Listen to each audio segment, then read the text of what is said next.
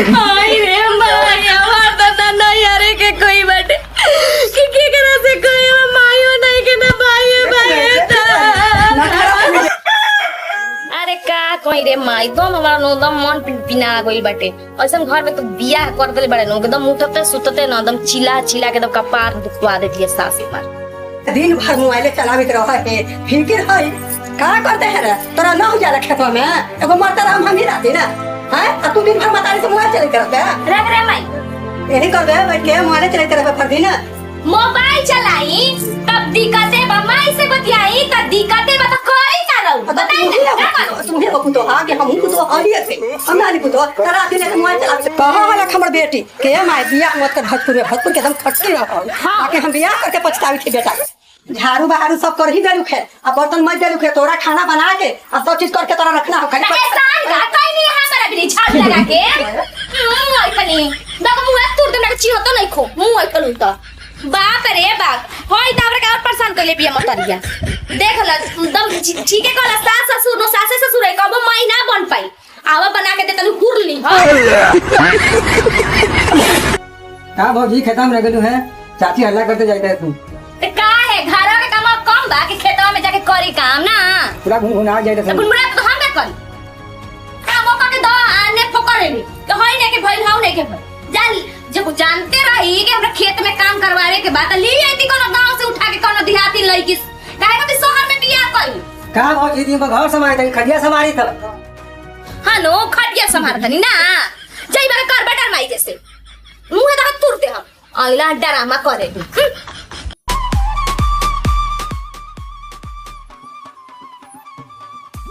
बाप रे बाप भूखे पिया से मुंह में लगी थी कि पेपरी पड़ल है काहे जी घरवा का बैठ के कर ये मैया दा बिया जन साइड खेती हम छोड़ दे खेती हो जाए ना आप कितना लगी थी बड़का घर के महारानी बनल था हां ई बताओ तो हम मर्द के खेत में तेजई महारानी बनल है घर में अरे काजी आते तुम चाव चाव चिल्लाए लगने 5 मिनट और ना सकी है बहुत ये 5 मिनट से रुक जाए जी बनावते ना पानी आइले तुम हना ना आइले बाप रे बाप रवे से कोई सास बा कोई हां रवे तो दुनिया भर में को सास नहीं बनल बने तब देख नहीं हरे पर जाइला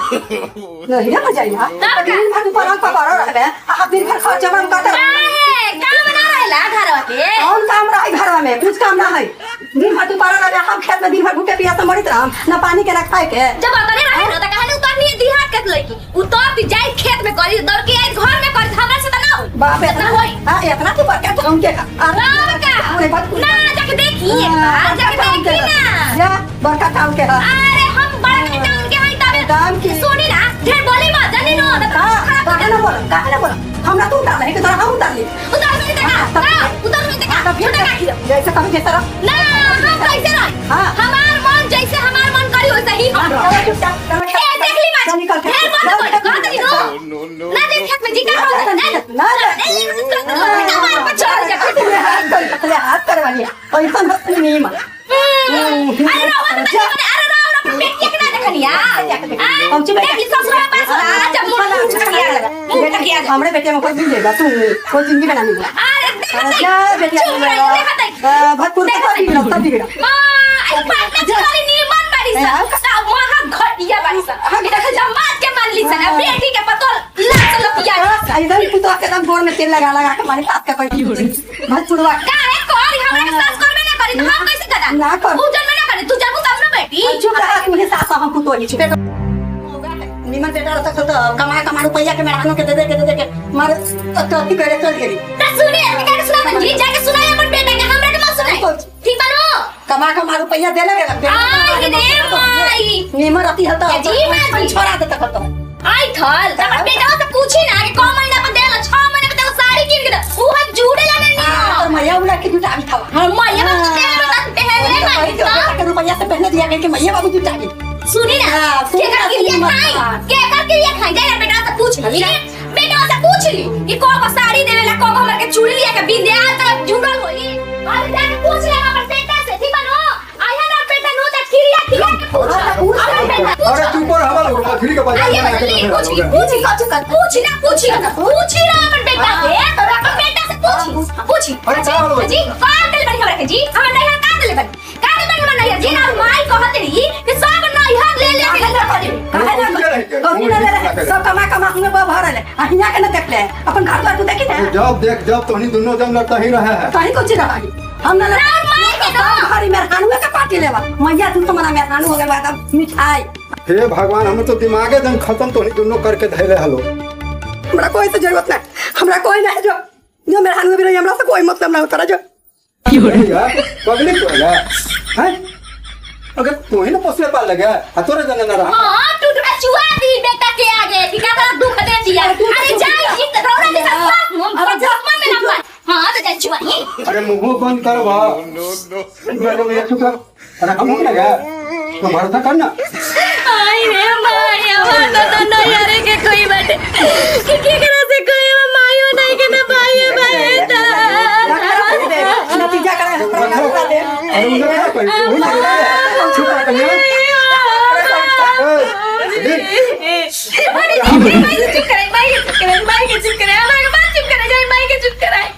एक काम करो एक काम तू चुप रहो तो पहले तू चुप रहो पहले अरे चुप रहो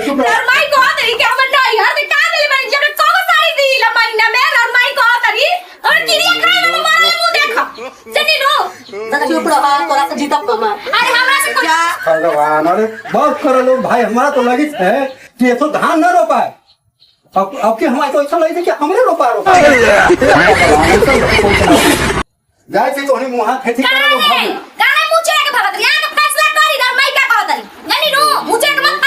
क्या हो भाई आखिर का पंचायत शुरू हो गल है अरे पंचायती ना हो पंचायती तो रोज होवे करे आज हमारा ही विधानसभा चालू हो लो समझ ले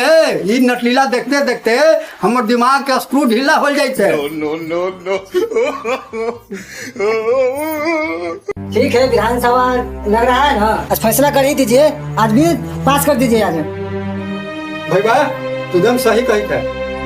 तू है तो गोतिया ही के लेकिन तू आज एकदम सोल है ना सच्चो बात तू कहले और ये सब से हमरो दिमाग खराब हो गया एगो मैया एक जने है एक जने मेहरारू है हमहू परेशान हो तो एक काम करी थे एगो काम कहू इनके बोला तो कह जाए अरे कब के बोला सुनी जाए बाप रे फोन पे तो कुछ टीचर बोली अरे फिर शुरू हो गया बात सुनबल हो गए कहे कि मैया की गलती है कैसे बोली तो देख देखो बाबा कैसे बोली अरे दिन रात खाम खाम कर वही तो ओकरो दिमाग तो खराबे हो जाए हां मेरा पार्टी ले गया वो तो का डंडा उठा लिया मारी हमरा के तो नीक लागी माइयो करा मैया के डांटा था अरे सुनबल लोग कुछ बात है अरे बोली देख लड़ाई बंद करे के उपाय हवा कौची जी देख सोमवार के तू चल जा धान रोपे ठीक मंगल के चल जा धान रोपे तू खाना बनैहा पूछ के फिर तू चल यहाँ ये खाना बनाते ठीक ऐसे करके 7 दिन हो गई 6 दिन आप लोग चलिएगा एतवार के सबको आराम करने बारे एतवार बाजी तक के करी तो का करबा एतवार के दिन नहीं तो तू ही बनैहा खाना हम कैसे खाना हमरा वो खाना बनावेगा तो कौन बना तो जे बनबू वही खाए पड़ता हां तुझे बढ़िया हमरा एगो मरगिल्ला भात बनावे आवा हो ठीक तो पूछ ले ओकरो से कनियो से कौची पूछ ले जे बना के मिलते तो खाते मर होते तो खाते तो बैठतई सुतई हम कुछ करबे ना कर ले देखो तनी एक के दिन में तका नीमक के भात मिली तका खा लेम का हम तीन बना के तू लोग नीमक के भात बोलो का टाइम का देखते बनी एतवार के का बनावत पूरा मलपुआ खइलक रोगे खाई मलपुआ हम काहे खाई आ बेटी के खिया हां तो हम ना कहि के मलपुआ खा तू कहता के देखा तनी नीमक बात मिली तो नीमक बता खाए तब मलपुआ का हमारे वाली 4 को 3 हो जाई वही तो हैं हां बड़का टेस्टी बन रहा तब कि हम ही साथी हम पुतो हो गई बा ए भाई हम दोनों एकदम ना ना बहुत तो नहीं कहला भाई अरे अभी हो नियम बनेली हो तो के पास ना होई थबे हमनी के बोर मत हमरा कहला पर हमरा के बोर पर जा आराम कर लो आराम लगे पूरी अरे जा तोर बोर पर गलो करे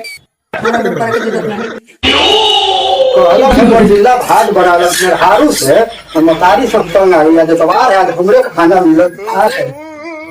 लावा मरजिला खतवा में नमकवा डाल देती निमके के चिन्ह ले हो तो ना कोई बता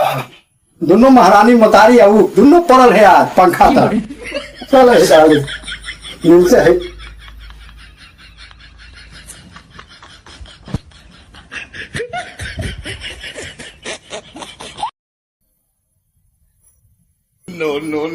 चोखो तो ना बनावे हमरा जाय से मरिया तो पहले दे देते मरगिल्ला भात खा ले बाप रे बाप ये नीतीशवा बाप रे परेशान कैले है 2 घंटा लाए दे 4 घंटा काटा ओ धर धर धर धर मरगिल्ला भात बना देलू मरगिल्ला भात बनेला है चोखो ना जोर गेलू मैया अलुया काजी कोई में सब गेलू काजी का ना का हो जो बनलू वही देबू भाई अरे छोड़ दे देगी ना देखो चिके कैसा बनलू